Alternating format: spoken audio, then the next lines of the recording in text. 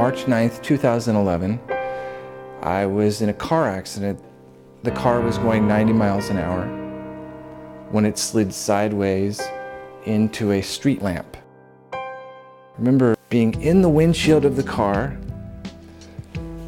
and broken glass all around and seeing headlights in front of me and having trouble breathing.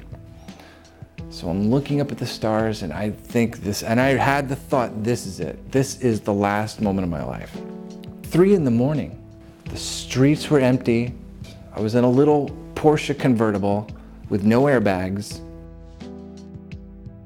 I, all of a sudden, was standing outside of the car. And I didn't have any shoes on. And I looked back at the car and I was pinned in the car that was smashed up against the pole. And the firefighter was cutting me out of the car. And it was sort of bizarre because I'm standing on the street in the middle of the night. And I looked up the street and I saw my great-grandfather dressed in a fishing vest. And he was about 35 years old. And then I saw his son dressed in a suit and a fedora with a little pencil mustache and a pocket square. And I walked up to my great-grandfather and I said, "Thank you so much for doing everything in your life that allowed me to have a better life." And his name was J. Steve Anderson, and he was an oil wildcatter during the 1920s. And here he was on the street, and he's only 35 years old, and he's dressed to go fishing. It was just as real as this is right now. And I saw a doorway of white light, just a pure white doorway. And then it changed right in front of me. It changed from a rectangular doorway, changed into the shape of a person. And I sat there for a couple of seconds, and then all 3 of them pushed me back.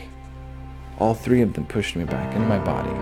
So the night of the accident, my heart stopped 3 times. Once I was dead for 3 minutes in front of my wife, in a coma, on a ventilator, on life support.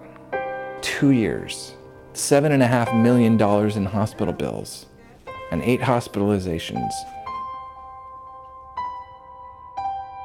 You know, I said that my great-grandfather was there on the side of the road wearing a fishing vest. And then a year later, I was recovering, and I went to his cabin in Wisconsin, and I stayed there for 3 months. I flipped a door, and the vest that he was wearing, the side of that accident, was hanging on the back of the door.